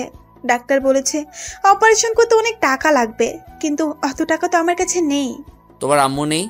আছে, আম্মু সারা দিন আব্বুর সেবা যত্ন করে। তুমি কোনো চিন্তা করো না, তোমার বাবার চিকিৎসা আমি করাবো। তারপর রিয়া যেটা করলো আমি তো পুরো অবাক হয়ে গেলাম। রিয়ার সাথে সাথে আমাকে জড়িয়ে ধরে কান্না করে বলল, কি বলে যে আপনাকে ধন্যবাদ দেব তা আমার জানা নেই। আপনি আপনার বাবার মতো, আপনার বাবা অনেক ভালো। একটা কথা কি, আমি সব বড়লোকের ছেলের মতো নই। টাকা থাকলে অহংকার দেখাবো, তেমন ছেলে আমি না। আমরা আজ এত ওপরে কিভাবে আসলাম? সবকিছু তোমাদের পরিশ্রমের কারণে। আপনি অনেক ভালো স্যার। আমার এই পরিস্থিতিতে আপনি আমার পাশে দাঁড়িয়েছেন। এখন থেকে আমাকে স্যার নয়, ভাইয়া বলে ডাকবে। ঠিক আছে ভাইয়া। ঠিক আছে, এখন তোমার কেবিনে যাও। আমি অফিসের কাজ শেষ করে তোমাকে সাথে নিয়ে তোমাদের বাসায় যাব। ওকে ভাইয়া। রিয়া কেবিন থেকে বেরিয়ে যাওয়ার পর আমি একটা ফাইল দেখতে লাগলাম। হঠাৎ মোবাইল ফোনটা বেজে উঠল। তাকিয়ে দেখি মারিয়া ফোন দিচ্ছে। বলো। তুই এখন কোথায়? তুমি জানো না আমি কোথায়? অফিসে বসে কাজ করতে আসি। তুই এখনই বাসায় আয়। কেন, কি হয়েছে? সেটা আসলে দেখতে পাবি। ঠিক আছে, আমি আসছি বলে ফোনটা কেটে কেবিন থেকে বেরিয়ে ম্যানেজারকে বলে অফিস থেকে বাইরে এসে গাড়ি নিয়ে বাসায় চলে আসলাম। কলিং বেল চাপ দেওয়ার পর বুয়া এসে খুলে দিল। ভিতরে ঢুকে দেখি আব্বু আম্মু ভাবি সোফায় বসে আছে। আব্বু আমাকে দেখে সোফা থেকে উঠে এসে ঠাস করে 2টা থাপ্পড় মেরে দিল। আমি তো কিছুই বুঝতে পারলাম না। তখন আমি বললাম, আব্বু তুমি আমাকে মারলে কেন? তুই প্রথম দিন অফিসে গিয়ে কি করেছিস? তোকে খুব ভালো মনে করেছি, কিন্তু তুই আমার ভাবতেও অবাক লাগে তুই এমন কিছু করবি। আমি কি করেছি সেটা তো বলবে। এখন কিছুই বুঝছিস না? তোর লজ্জা করে না বাসায় বউ রেখে অন্য মেয়েকে জড়িয়ে ধরতে? আমি কাকে জড়িয়ে ধরলাম? দেখছেন আব্বু এখন কিছুই বুঝে না। তাহলে এগুলো কি? মোবাইলে কিছু ছবি দেখে আমি পুরো অবাক হয়ে গেলাম। রিয়া যে আমাকে জড়িয়ে ধরেছে তার কিছু ছবি কে যেন তুলে মারিয়াকে পাঠিয়েছে। আব্বু আম্মু, আমি রিয়াকে জড়িয়ে ধরি নাই, রিয়া নিজে আমাকে জড়িয়ে ধরেছে। তোর লজ্জা করে না অফিসের পিএকে ভুলিয়ে ভালিয়ে তার সাথে অসভ্যতামি করতে? আবার এখন আমার কাছে মিথ্যা বলছিস? আব্বু বিশ্বাস করো, আমি আর তোর কোনো কথা শুনতে চাই না। তুই এক্ষুনি আমার বাসা থেকে বের হয়ে যা। তুমি কি পাগল হয়ে গেলে? ও না হয় একটা ভুল করে ফেলেছে, সেজন্য তুমি তাকে বাসা থেকে বের করে দিবে? আব্বু আম্মু ঠিক কথা বলেছে, এবারের মতো ওকে মাফ করে দেন। রাসেল এরকম কাজ আর করবে না। মারিয়ামা, তুমি কি বলো? আম্মু ভাবি যখন বলছে তাহলে এবারের মতো মাফ করে দেন। ও যদি বাসা থেকে বেরিয়ে যায় তাহলে আমার কি হবে? শত হলেও সে আমার স্বামী। কিছু শিখো, এমন মেয়ে পাওয়া ভাগ্যের ব্যাপার। আজকে ওর জন্য মাফ করে দিলাম, পরের বার যদি কিছু শুনি তাহলে তোর জন্য এ বাড়ির দরজা বন্ধ হয়ে যাবে। ঠিক আছে রাসেল, তুমি রুমে যাও। আর বলতে না দিয়ে আমি কোনো কথা না বলে রুমে চলে আসলাম। আমার পিছনে পিছনে মারিয়া আসলো। রুমে এসে মুচকি হেসে বলল, কেমন দিলাম মিস্টার রাসেল? তার মানে এসব তুমি করেছো? তোদের অফিসে আমার এক ফ্রেন্ড চাকরি করে, তাকে বলছি তুই অফিসে কি করস সব খবর আমাকে দেওয়ার জন্য। তুই সকালে ওই মেয়েকে জড়িয়ে ধরছিস, সেটা আমার বন্ধু ছবি তুলেছে। কে তোমার বন্ধু? আমাকে কি বোকা মনে করছিস? তার নাম বলে দিলে তুই তাকে অফিস থেকে বের করে দিবি। তাহলে তুই অফিসে কি করিস আমাকে এসবের খবর কে দিবে? আমি যা খুশি করি, তোমার সমস্যা কোথায়? তুমি তো আমাকে স্বামী হিসেবে মানো না। আমি যতদিন না তোকে ছেড়ে যাচ্ছি ততদিন তুই আমার কথা মতো চলবি, আর না হলে আমি কি করতে পারি সেটা তুই ভালো করেই জানিস। আমি আর কোনো কথা না বলে ওয়াশরুমে চলে গেলাম। ফ্রেশ হয়ে বেরিয়ে এসে দেখি মারিয়া রুমে নেই। দুপুরে খাবার খাওয়ার সময় আব্বু বলল, তুই কাল থেকে জীবনে যে অফিস দেখাশুনো করে সেটা তুই দেখাশুনো করবি, আর জীবন আমারটা দেখাশুনো করবে। আমি ঠিক আছি বলে খাবার খেতে রুমে চলে আসলাম। মনে মনে খুশি হলাম। মারিয়ার চেহারায় কেমন চিন্তার ভাঁজ পড়ে গেল। আমি একটা ঘুম দিলাম। ঘুম থেকে বিকালে উঠে বাহিরে চলে গেলাম। বাহিরে এসে অফিসের ম্যানেজারের কাছে ফোন দিয়ে রিয়ার নাম্বার নিলাম। তারপর রিয়াকে ফোন দিলাম। আসসালামু আলাইকুম, কে বলছেন? ওয়ালাইকুম আসসালাম, আমি রাসেল, তোমার অফিসের বস। ও ভাইয়া তুমি? এখন বলো তোমার বাসা কোথায়? আমি আসতেছি। আমার বাসা এইখানে। ঠিক আছে, আমি আসছি বলে ফোনটা কেটে মার্কেট থেকে কিছু ফল আরও কিছু জিনিস কেনাকাটা করে রিয়াদের বাসায় চলে গেলাম। কলিং বেল চাপ দেওয়ার পর রিয়া দরজা খুলল। ভাইয়া কেমন আছো? আর এগুলো আনার কি দরকার ছিল? আমি ভালো আছি, আর এই প্রথম তোমাদের বাসায় আসলাম। খালি হাতে আসে কি করে? চলো ভিতরে চলো। তারপর ভিতরে ঢোকার পর রিয়া আমাকে তার আব্বু আম্মুর রুমে নিয়ে গেল। আমি রিয়ার আব্বু আম্মুকে সালাম দিলাম। ওয়ালাইকুম আসসালাম। তোমাকে তো চিনতে পারলাম না বাবা। আব্বু আম্মু ভাইয়া হলো আমার অফিসের বসের ছোট ছেলে, নাম রাসেল চৌধুরী। কেমন আছেন আপনারা সবাই? আছি মোটামুটি ভালো, তুমি কেমন আছো? আলহামদুলিল্লাহ, আমিও ভালো। আন্টি কেমন আছেন? আলহামদুলিল্লাহ ভালো আছি বাবা। তোমার বাড়ির সবাই কেমন আছে? সবাই ভালো আছে। তো আঙ্কেল ডাক্তার কি বলেছে? ডাক্তার বলেছে যত তাড়াতাড়ি সম্ভব অপারেশন করার জন্য। কিন্তু বাবা টাকা পয়সা অনেক লাগবে, আমাদের দ্বারা তো এত টাকা জোগাড় করা সম্ভব না। আমি রিয়ার সাথে কথা বলেছি, আমি আপনার চিকিৎসা করাবো, যত টাকা লাগে আমি দিব। আগামীকাল আপনাকে হাসপাতালে ভর্তি করিয়ে দিব। তুমি আমার জন্য এত কিছু করবে? আপনি রিয়ার বাবা না হলেও করতাম, আমি আপনার ছেলের মতো, তাই ছেলেই বাবার অপারেশন করতে পারবে না? কিন্তু বাবা, অপারেশন করতে তো অনেক টাকা লাগবে। টাকা নিয়ে তোমাদের চিন্তা করতে হবে না, আমি সব ব্যবস্থা করছি। রিয়া, তোর ভাইয়াকে নাস্তা দে। আমি এখন কিছু খাবো না, পরে এক সময় খাবো। তা বললে তো হবে না ভাইয়া, তুমি এই প্রথম আমাদের বাসায় এসেছো, খালি মুখে তোমাকে যেতে দিতে পারি না। তুমি বসো, আমি নাস্তা নিয়ে আসছি। মানা করার পরও শুনলো না। তারপর হালকা নাস্তা করে তাদের থেকে বিদায় নিয়ে বাসায় চলে আসলাম। এবার আপনাদেরকে বলি, আমাকে আব্বু এত কথা বলার পরও কেন আমি বাসা থেকে বেরিয়ে যাইনি, তার কারণ হলো আমি রিয়াকে কথা দিয়েছি তার বাবার অপারেশন করাবো, তাই বাসা থেকে বেরিয়ে যাইনি। রিয়ার বাবার অপারেশন শেষ হলে আমি আর এখানে থাকবো না। আমি বাবার কথা অনেক কষ্ট পেয়েছি, যে বাবা আমার কোনো কথা না শুনে এতগুলো কথা বলল, সে বাসায় আমি থাকতে চাই না। তো যাই হোক, বাসায় এসে কলিং বেল চাপ দেওয়ার পর বুয়া এসে দরজা খুলে দিল। ভিতরে ঢুকে দেখি সবাই সোফায় বসে গল্প করছে। আমি তাদের সাথে কোনো কথা না বলে রুমে চলে আসলাম। তারা হয়তো বুঝতে পারছে কেন কথা বলি নাই। কিছুক্ষণ পর মারিয়া রুমে আসলো। এতক্ষণ কোথায় ছিলি? আর কারোর সাথে কথা না বলে রুমে চলে আসলি কেন? সেটা আমার ব্যাপার, আপনার কোনো সমস্যা আছে? তুই আমার সাথে এভাবে কথা বলছিস কেন? আপনার সাথে কিভাবে কথা বলবো? আমি তো আপনার প্রশ্নের উত্তর দিচ্ছি। তুই হয়তো আগের কথা ভুলে গেছস। কিছু ভুলি নাই, আপনার যা খুশি করার করেন। বলে ওয়াশরুমে ঢুকে গেলাম। ফ্রেশ হয়ে নিচে এসে সবার সাথে খাবার খেতে বসলাম। আব্বু, তোমার সাথে কিছু কথা আছে। বলো, কি কথা? আমি 10-15 দিন অফিসে যাব না, আমার কিছু কাজ আছে, সেগুলো শেষ করে তারপরে অফিসে যাব। কি কাজ? সেটা সময় হলে জানতে পারবে, এখন আমি বলতে পারবো না। ঠিক আছে। আমি মারিয়ার দিকে তাকিয়ে দেখি কি যেন চিন্তা করছে, হয়তো ভাবছে কি কাজ করব আমি। আমি খাবার খেয়ে রুমে চলে আসলাম। পিছনে গিয়ে দেখি ভাবি রুমে আসলো। ভাবি, তুমি হঠাৎ আমার রুমে কেন? আসতে পারে না বুঝি? আমি তা বলি নাই। আচ্ছা, এসব বাদ দাও, আগে বলো তুমি কি কাজ করবে? ভাবি, সেটা আমি এখন বলবো না, সময় হলে সব দেখবে। আমি জানি তুমি সবার উপরে রাগ করে আছো, আমি জানি তুমি এমন কাজ করবে না। আমাকে একটু বলবে অফিসে কি ঘটেছে? তাহলে শোনো। তারপর ভাবিকে সব খুলে বললাম। এখানে তো তোমার কোনো দোষ নেই, রিয়া তো তোমায় জড়িয়ে ধরেছে, কিন্তু বাবার এই ধরনের কথা বলা ঠিক হয়নি। এখানে তো বোন তার ভাইকে জড়িয়ে ধরছে। তুমি জানো ভাবি, আব্বুর কথায় আমি অনেক কষ্ট পেয়েছি। নিজের ছেলের একটা কথা শুনে নাই, সে মারিয়ার কথা শুনেছে। থাক, এটা নিয়ে চিন্তা করো না, দেখবে সব ঠিক হয়ে যাবে। কিছুই ঠিক হবে না। আমি জানি এখন বাবা আমাকে তেমন বিশ্বাস করবে না। আমি সত্যি কথা বললে তার কাছে মিথ্যা মনে হবে। হঠাৎ মারিয়া দরজায় দাঁড়িয়ে বলল, আমি কি ভেতরে আসতে পারি? আরে, তোমার রুম, তুমি আসবে না তো কে আসবে? আসো। দেবর ভাবির কি কথা হচ্ছে আমি কি জানতে পারি? তেমন কিছু না, ওর কাছে জানতে চেয়েছি ও 10-15 দিন কি করবে, কিন্তু দেবর আমাকে বলে না। ঠিক আছে ভাবি, তুমি যাও, আমি দেখছি। ভাবি রুম থেকে বেরিয়ে গেল। তারপর মারিয়া আমাকে বলল, তোর কি কাজ আছে? আপনার কাছে বলতে বাধ্য নই। তুই ভুলে যাস না আমি তোর স্ত্রী। কিছুদিনের জন্য, তারপর তো আপনি চলে যাবেন।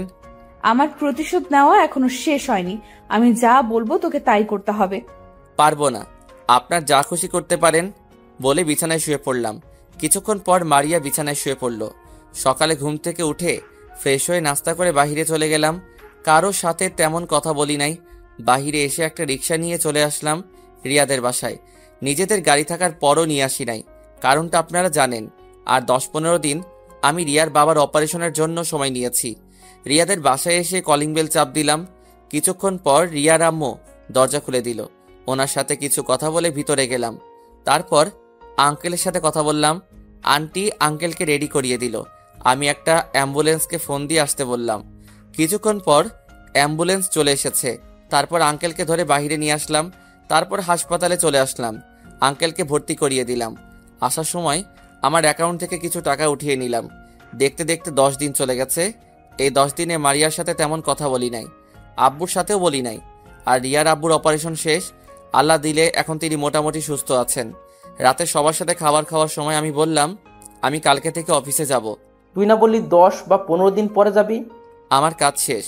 রাসেল, তুই খাবার খাওয়া শেষ করে আমার রুমে একটু আসিস তো। আমি খাবার খেয়ে আব্বুর রুমে চলে গেলাম। বলো কি জন্য ডেকেছো? রিয়ার আব্বু এখন কেমন আছে? তুমি জানলে কেমন করে? তুই কি মনে করছিস আমি তোর সব খেয়াল রাখি? তুই বাসা থেকে কোথায় যাস, কি করিস? এখন মোটামুটি ভালো আছে, ডাক্তার বলেছে আরো কিছুদিন পর বাসায় নিয়ে যেতে পারবে। তুই আমার উপর রেগে আছিস তাই না? হঠাৎ এই কথা বললে কেন? আমি জানি মারিয়া তোকে ফাঁসানোর জন্য আমার কাছে বলেছে। আর আমি একদিন তোর রুমের পাশ দিয়ে যাওয়ার সময় মারিয়ার কিছু কথা শুনি। তখন আমি বুঝতে পারলাম মারিয়া তোকে স্বামী হিসেবে মেনে নেয়নি। তো আমাকে একটু বলবি তোদের মাঝে কি হয়েছে? তাহলে শোনো। তারপর সব খুলে বললাম। শুধু তোমাদের সম্মানের কথা চিন্তা করে কিছু বলতে পারি নাই, আর তোমাদের বন্ধুত্ব নষ্ট হয়ে যাবে। তুই তো ভুল কিছু করিসনি, তার অন্যায়ের প্রতিবাদ করেছিস, তাই বলে মারিয়া তোর সাথে এরকম করবে? তুই বাবা আমাকে মাফ করে দিস, ওই সময় না বুঝে তোর গায়ে হাত তুলেছি। আরে কি করছো আব্বু? তুমি আমার কাছে মাপ চেতে হবে না। তোমার উপর অভিমান ছিল, তুমি আমার একটা কথাও শুনো নাই। তুমি আমাকে কখনো খারাপ কাজ করতে দেখেছো? এখন আর তোমার উপর অভিমান নেই। ঠিক আছে, এখন তুই কি করতে চাস? আমি এখন অফিস দেখাশোনা করব, আর 3 মাস পরে মারিয়াকে ডিভোর্স দিয়ে দিব। হঠাৎ এরকম সিদ্ধান্ত নেওয়া ঠিক হবে না, আগে কিছুদিন দেখ, তারপর না হয় ভেবেচিন্তে সিদ্ধান্ত নিস। ঠিক আছে, আমি এখন রুমে যাচ্ছি বলে রুমে চলে আসলাম। এখন কিছুটা ভালো লাগছে, বাবা তার ভুল বুঝতে পেরেছে। রুমে এসে দেখি মারিয়া কার সাথে যেন মোবাইলে হেসে হেসে কথা বলছে। মনে হয় বয়ফ্রেন্ডের সাথে কথা বলছে। বললে বলুক, তাতে আমার কি। আমি কোনো কথা না বলে বিছানায় গিয়ে শুয়ে পড়লাম। মারিয়া কথা শেষ করে আমার পাশে শুয়ে পড়ল। দেখতে দেখতে আরো 2টা মাস চলে গেছে। প্রথম কয়েকদিন মারিয়া আমার সাথে খারাপ ব্যবহার করছে, কিন্তু এখন তেমন খারাপ ব্যবহার করে না। আমি তার সাথে বেশি কথা বলি না। রাতে খাবার খেয়ে এসে বিছানায় শুয়ে মোবাইল টিপতে আসি। কিছুক্ষণ পর মারিয়া রুমে আসলো, দরজা বন্ধ করে আমার পাশে এসে শুয়ে পড়ল। রাসেল, আমাকে ক্ষমা করে দেওয়া যায় না? আমি জানি তোমার সাথে আমি অনেক খারাপ ব্যবহার করেছি। আমাকে তুমি মাফ করে দাও। আমি আর কখনো তোমার সাথে খারাপ ব্যবহার করব না। হঠাৎ আপনার এত পরিবর্তন কেন? নাকি অন্য কিছু প্ল্যান করছেন?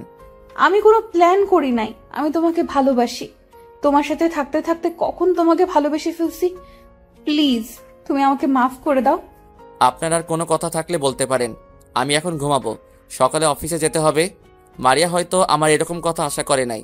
বালিশে মাথা দিয়ে কান্না করছে। করুক, আমার কি। তাকে কিছুদিন কষ্ট পেতে হবে, তারপর তাকে মেনে নিব। সকালে ঘুম থেকে উঠে দেখি মারিয়া আমাকে জড়িয়ে ধরে শুয়ে আছে। দেখতে একদম মায়াবী লাগছে। হঠাৎ মারিয়ার পেটের উপর চোখ গেল। দেখি তার পেটের উপর কাপড় নেই। ইচ্ছে করছে তার পেটে একটা কিস করি। পরে আবার চিন্তা করলাম না, এখন তাকে কিছু করব না। ওয়াশরুমে ঢুকে ফ্রেশ হয়ে বেরিয়ে এসে দেখি মারিয়া বিছানায় বসে আছে। আমি তার সাথে কোনো কথা না বলে রেডি হয়ে নিচে চলে আসলাম। নিচে এসে দেখি সবাই টেবিলে বসে আছে। আমি গিয়ে একটা চেয়ার টেনে বসলাম। কিরে মারিয়া কোথায়? রুমে আছে। ওকে সাথে করে নিয়ে আসলি না কেন? গতকাল রাতে না খেয়ে ও ঘুমিয়ে গেছে। কি বলছো তুমি? আমি গতকাল ওকে টেবিলে খাবার খেতে দেখলাম। তুই রুমে চলে যাওয়ার পর মারিয়া তোর পিছনে চলে গেছে খাবারে পানি ঢেলে। আমার দেরি হয়ে যাচ্ছে, আমাকে নাস্তা দাও। মারিয়া আসুক, সবাই একসাথে খাবো। তাহলে তোমরা খাও, আমি অফিসে যাচ্ছি বলে চেয়ার থেকে উঠে বাইরে চলে আসলাম। আব্বু আম্মু সবাই অনেক ডেকেছে, কিন্তু আমি শুনে বাইরে এসে গাড়ি নিয়ে সোজা অফিসে চলে গেলাম। আমার গাড়ি দেখে মনে হয় দারোয়ান চিনতে পেরেছে, তাই আমাকে সালাম দিল। কারণ আব্বু গতকাল রাতে ম্যানেজারকে ফোন দিয়ে বলে দিছে। আমি অফিসের ভিতর যাওয়ার সময় হঠাৎ কারোর সাথে ধাক্কা খেলাম। আমি পড়ি নাই, কিন্তু আমার সাথে যে ধাক্কা খেয়েছে সেই নিচে পড়ে গেছে। আমি তাকে হাত বাড়িয়ে ওঠাতে গেলে মেয়েটা আমার হাত না ধরে উঠে ঠাস করে একটা থাপ্পড় মেরে দিল। কুত্তার বাচ্চা, দেখে চলতে পারিস না? সরি, আমি আপনাকে দেখতে পাইনি। দেখতে পাস নাই নাকি ইচ্ছে করে ধাক্কা দিয়ে ফেলে দিলি? তোদের মতো ছেলেদের আমার ভালো করে জানা আছে। সব ছেলের মতো আমি না। আর আমার বাসায় বউ থাকতে আপনার সাথে ধাক্কা খেতে যাব কেন? আর একটা কথাও বলবি না। তুই জানিস আজকে আমার অফিসে নতুন বস আসবে। তোর জন্য আজকে আমার লেট হয়ে গেছে। যদি বস আমাকে কিছু বলে তাহলে তোর খবর আছে। বলে মেয়েটা ভিতরে চলে গেল। আমি দাঁড়িয়ে না থেকে অফিসের ভিতরে গেলাম। গালটা অনেক ব্যথা করছে, হাতে শক্তি আছে বলতে হবে মেয়েটার। কেউ দাঁড়িয়ে আমাকে সালাম দেয়নি, হয়তো আমাকে চিনতে পারে নাই। আমি ভিতরে ঢুকে পিয়নকে বললাম, বসের কেবিন কোনটা? তখন পিয়ন আমাকে কেবিনটা দেখিয়ে দিল। আমি আগে অফিসে আসছি ঠিকই, কিন্তু ভিতরে আসা হয়নি, তাই কেবিনটা চিনতে পারি নাই। আমি কেবিনে ঢুকে চেয়ারে বসে ম্যানেজার আঙ্কেলকে ফোন দিয়ে আসতে বললাম। কিছুক্ষণ পর ম্যানেজার আসলো। আমি ওনাকে আমাদের বাসায় দেখেছি, তাই চিনতে কষ্ট হয়নি। রাসেল, তুমি কখন এসেছো? কিছুক্ষণ আগে আসলাম। আপনি কেমন আছেন আঙ্কেল? আমি অনেক ভালো আছি। তুমি কেমন আছো? আলহামদুলিল্লাহ, আমিও ভালো। আঙ্কেল, সবাইকে মিটিং রুমে আসতে বলো। আমি সবার সাথে পরিচয় হব এবং কিছু কথা বলবো। ঠিক আছে রাসেল, আমি সব ব্যবস্থা করতেছি। ম্যানেজার চলে গেল। কিছুক্ষণ পর পিয়ন এসে আমাকে মিটিং রুমে যেতে বলল। আমি পিয়নের সাথে মিটিং রুমে চলে গেলাম। আমাকে দেখে হয়তো সবাই অবাক হচ্ছে। আমাকে দেখে তারা সাথে সাথে দাঁড়িয়ে গেল। সবাই একসাথে বলল, সরি স্যার। হঠাৎ সবাই সরি বলছো কেন? আসলে স্যার, আপনাকে আমরা চিনতে পারি নাই, কখনো আপনাকে দেখি নাই। আপনি অফিসে আসার পর আমরা কেউ আপনাকে স্বাগতম জানাই নাই। ওটা সমস্যা নেই। আচ্ছা, যে কারণে আপনাদের সবাইকে এক করলাম, আমি অফিসে আজকে নতুন, তেমন বুঝি না। তোমরা আমাকে কাজে সাহায্য করবে, আর তোমরা নিজের অফিস মনে করে কাজ করবে। সবার সাথে আরও কিছুক্ষণ কথা বলে যেই না রুম থেকে বেরিয়ে আসবো, হঠাৎ একটা জায়গায় চোখ পড়তেই দেখি তখনকার মেয়েটা বারবার মাথা লুকিয়ে নিচ্ছে। এই, তুমি এরকম লুকালুকি করছো কেন? আর তুমি আমার কেবিনে আসো বলে আমি নিজের কেবিনে চলে আসলাম। কেবিনে এসে একটা ফাইল দেখতে লাগলাম। কিছুক্ষণ পর মেয়েটা বলল, আসতে পারি স্যার? আসুন। মেয়েটা কেবিনে ঢুকে এমন করবে আমি তো ভাবতে পারি নাই। আরে ভাই, খারাপ কিছু না। মেয়েটা কেবিনে ঢুকে আমার সামনে এসে পা জড়িয়ে ধরে কান্না করে দিল। এই মেয়ে, তুমি আমার পা ধরছো কেন? আবার কান্না করছো কেন? স্যার, আজকে আমার অফিসে প্রথম দিন, তাই তাড়াহুড়ো করে অফিসে ঢুকতেই আপনার সাথে ধাক্কা খাই, তাই মেজাজটা গরম হয়ে গেছে। আমি আপনাকে চিনতে পারি নাই স্যার, আমার ভুল হয়ে গেছে। আপনি আমাকে যত খুশি মারেন, তারপরও আমার চাকরি থেকে বের করে দিবেন না। চাকরি থেকে বের করে দিলে পরিবার নিয়ে রাস্তায় নামতে হবে। আগে আমার পা ছাড়ো, তারপর গিয়ে চেয়ারে বসো। না স্যার, আগে বলেন আমাকে মাফ করে দিয়েছেন, আমাকে চাকরির থেকে বের করে দিবেন না। ঠিক আছে, আমি তোমাকে মাফ করে দিছি। এখন পা ছেড়ে চেয়ারে বসো। মেয়েটা পা ছেড়ে দিয়ে চেয়ারে গিয়ে বসলো। প্রথমে একটু রাগ ছিল ওর প্রতি, কিন্তু তার পরিবারের কথা শুনে সব রাগ উধাও হয়ে গেল। তোমার নাম কি? তোমার পরিবারে কে কে আছে? স্যার, আমার নাম তিথি। পরিবারে আমরা 2 বোন আর আব্বু আম্মু আছে। ছোট বোন এবারে ক্লাস 7-এ পড়ে। আব্বুর বয়স হয়েছে, তাই কিচ্ছু করতে পারে না। আগে কয়েকটা টিউশনি করেছে। গতকাল আপনার অফিসে ইন্টারভিউ দেওয়ায় টিকে যাই। ও, এখন থেকে নিজের অফিস মনে করে কাজ করবে, আর কারোর সাথে খারাপ ব্যবহার করবে না। আর তোমার বেতন কত টাকা বলছে? আমার বেতন বলেছে 25,000 টাকা। ঠিক আছে, এখন থেকে তোমার বেতন 40,000 টাকা।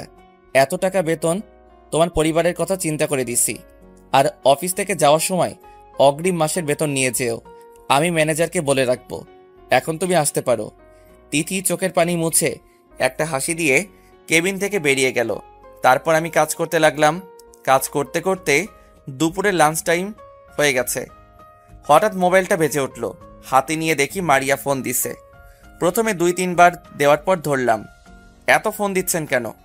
দুপুরে খাবার খেয়েছো? খাবার খাইছি না খাইছি সেটা আপনাকে বলতে যাব কেন? কারণ আমি তোমার স্ত্রী, জিজ্ঞাসা করতেই পারি। আমি তো আপনাকে স্ত্রী হিসেবে মানি না। কিছুদিন পর আপনাকে ডিভোর্স দিয়ে দিব। আমাকে কি ক্ষমা করা যায় না? আমি তো আমার ভুল বুঝতে পেরেছি। সেটা আপনি দেরি করে ফেলেছেন। আমি আর আপনাকে মেনে নিব না। কিছুদিন অপেক্ষা করেন, তারপর ডিভোর্স পেপার পেয়ে যাবেন। প্লিজ, তুমি এমনটা করো না। আমি তোমাকে ছাড়া থাকতে পারবো না। আমি তোমাকে অনেক ভালোবাসি। আপনি মরেন না বাঁচেন সেটা আমার দেখার বিষয় নয়। ফোন রাখেন, আমার হাতে কাজ আছে। মারিয়াকে আর কিছু বলতে না দিয়ে ফোন কেটে দিলাম। হাতে অল্প একটু কাজ আছে, সেগুলো করতে লাগলাম। কাজ শেষ করে কেবিন থেকে বেরিয়ে ম্যানেজারকে বলে অফিস থেকে বেরিয়ে এসে গাড়ি নিয়ে একটা রেস্টুরেন্টে চলে গেলাম। তারপর খাবার খেয়ে আবার গাড়ি নিয়ে অফিসে চলে আসলাম। বিকেলে অফিস শেষ করে বাহিরে এসে গাড়ি নিয়ে রিয়ার বাসায় চলে গেলাম, কারণ রিয়া ফোন দিয়ে বলেছে তাদের বাসায় যাওয়ার জন্য। তার আব্বু নাকি আমাকে ডেকেছে। বাসার ভিতরে ঢুকে কলিং বেল চাপ দিলাম। কিছুক্ষণ পর আন্টি এসে দরজা খুলে দিল। আসসালামু আলাইকুম আন্টি, কেমন আছেন? আলহামদুলিল্লাহ, ভালো আছি বাবা। তুমি কেমন আছো? তোমার বাড়ির সবাই কেমন আছে? আমিও ভালো আছি। বাড়ির সবাই ভালো আছে? ঠিক আছে, ভিতরে আসো। তোমার আঙ্কেল রুমে আছে। আমি ভিতরে ঢুকে আঙ্কেলের রুমে চলে গেলাম। ভিতরে ঢুকে দেখি আঙ্কেল বিছানায় শুয়ে আছে। আমাকে দেখে উঠে বসলো। আসসালামু আলাইকুম, কেমন আছেন আঙ্কেল? আমি ভালো আছি, তুমি কেমন আছো? আমিও ভালো আছি। তা কি জন্য আসতে বললেন? আসলে গতকাল রিয়াকে দেখতে এসেছে। ছেলেটা নাকি রিয়াকে একদিন রাস্তায় দেখে পছন্দ করে ফেলেছে। এখন আমরা যদি রাজি থাকি তাহলে তারা বিয়ের তারিখ ঠিক করবে। ছেলেদের নিজের কোম্পানি আছে, সেটা দেখাশুনো করে। ছেলেটা কেমন, তার খোঁজ খবর নিয়েছেন? সেজন্য তো তোমাকে আসতে বললাম। তুমি একটু খোঁজ খবর নিয়ে দেখো, যদি ছেলে ভালো হয় তাহলে সামনের দিকে আগাবো। ঠিক আছে আঙ্কেল, আপনি ছেলের ঠিকানা আমাকে দেন। তুমি রিয়ার থেকে নিও, ওর কাছে আছে। আরে ভাইয়া, তুমি কখন এসেছো? এই তো অল্প কিছুক্ষণ হবে। তা তোর আজকে আসতে এত দেরি কেন? একটা বান্ধবীর সাথে মার্কেটে গিয়েছিলাম, তাই আসতে লেট হয়ে গেছে। ও আচ্ছা, আগে বল, যেই ছেলে তোকে দেখতে এসেছে তাকে কি তোর পছন্দ হয়েছে? রিয়া লজ্জায় মাথা নিচু করে ফেলল। তার মানে রিয়ার ছেলেটাকে পছন্দ হয়েছে। থাক, আর লজ্জা পেতে হবে না। আমি আগে ছেলেটার খোঁজ খবর নিয়ে দেখি, তারপর বিয়ের দিন তারিখ ঠিক মনে করব। তুই ছেলেটার ঠিকানা আমাকে দে। রিয়া আমাকে ঠিকানা দিচ্ছে। আরও কিছুক্ষণ কথা বলে রিয়াদের বাসা থেকে বেরিয়ে গাড়ি নিয়ে বাসায় চলে আসলাম। কলিং বেল চাপ দেওয়ার পর মারিয়া এসে খুলে দিল। মনে হয় আমার জন্য অপেক্ষা করে আছে। আজকে আসতে দেরি হলো যে? সেটা আপনাকে বলতে হবে? তুমি আমার সাথে এমন ভাবে কথা বলছো কেন?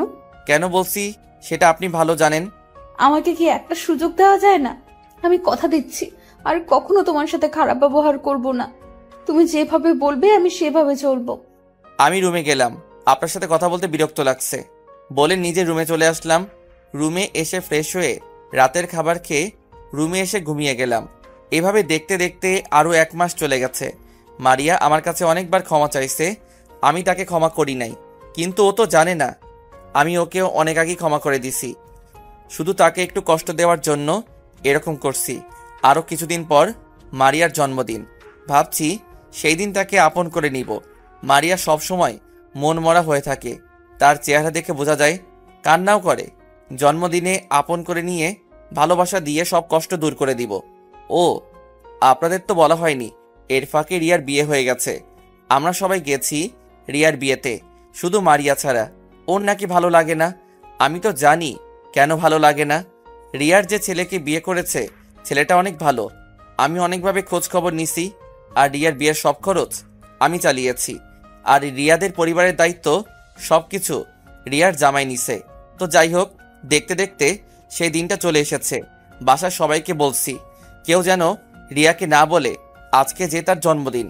ভাবিকে বলছি রিয়াকে নিয়ে বাহিরে কোথাও নিয়ে যেতে। ভাবি তাই করেছে। এদিকে আমি মারিয়ার আব্বু আম্মুকে আসতে বললাম, তারাও চলে এসেছে। আমি আর ভাইয়া ছাদে সবকিছু সাজিয়ে রেখেছি, আর লাইট সবগুলো অফ করে রেখেছি। রাত 10টায় ভাবি মারিয়াকে নিয়ে বাসায় চলে এসেছে। মারিয়ার আব্বু আম্মু তারা আব্বু আম্মুর রুমে আছে। মারিয়া খাবার না খেয়ে রুমে চলে এসেছে। রুমে এসে দেখে আমি মোবাইল টিপতে আসি। আপনার সাথে আমার কিছু কথা আছে। কি কথা বলো? এই নিন, এই কাগজে সই করে দিন।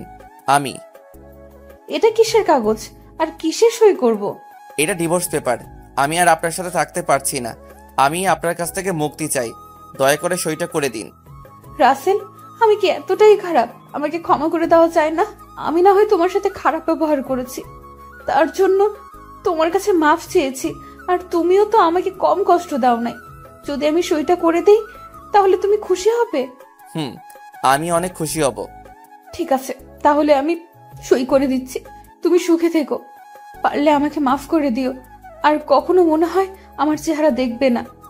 আচ্ছা, চলে যখন যাবে আমার একটা আবদার রাখবে? প্লিজ না করো না। কি আবদার? তুমি আমার সাথে একটু ছাদে যাবে, তবে তোমার চোখ বন্ধ রেখে নিয়ে যাব। আবার ভয় পেও না, তোমাকে ছাদ থেকে ফেলে দিব না। তুমি যদি আমাকে মেরে ফেলো তারপরও আমার কষ্ট হবে না, কারণ তোমার হাতে মরতে পারলে জীবনটা ধন্য মনে করব। চলো। আমি একটা কাপড় দিয়ে মারিয়ার চোখ বেঁধে দিলাম। তারপর মারিয়ার হাত ধরে নিয়ে যেতে লাগলাম ছাদে। মারিয়া অনেক কান্নাকাটি করছে। ছাদে আসার পর মারিয়ার চোখ খুলে দিলাম। ছাদ তো অন্ধকার, এখানে কেন নিয়ে আসলে? তারপর হঠাৎ সব লাইট জ্বলে উঠল, আর সবাই একসাথে বলতে লাগলো, happy birthday to you. Maria সবাইকে দেখে অবাক হয়ে গেল। তার চেয়ে বেশি অবাক হলো তার আব্বু আম্মুকে দেখে। আব্বু আম্মু, তোমরা এখানে কখন এসেছো তোমরা? আমরা রাতে এসেছি। রাসেল বাবা যে আমাদের সাথে সব খুলে বলেছে তোর সাথে রাসেলের মধ্যে কি হয়েছে। তোর এমন কাজ করা উচিত হয়নি। রাসেল পারতো তোকে অনেক আগে বাসা থেকে বের করে দিতে, কিন্তু তোর আব্বুর বন্ধুত্ব নষ্ট হয়ে যাবে দেখে কিছু বলে নাই। ওদের মতো ঘরের বউ হয়ে আসতে ভাগ্য লাগে, কিন্তু তোর কাজটা করা ঠিক হয়নি। আব্বু আম্মু, আমি বুঝতে পারি নাই, আমার ভুল হয়ে গেছে, আমাকে তোমরা ক্ষমা করে দাও। আমাদের কাছে ক্ষমা না চেয়ে শ্বশুর শাশুড়ির এবং রাসেলের কাছে চা।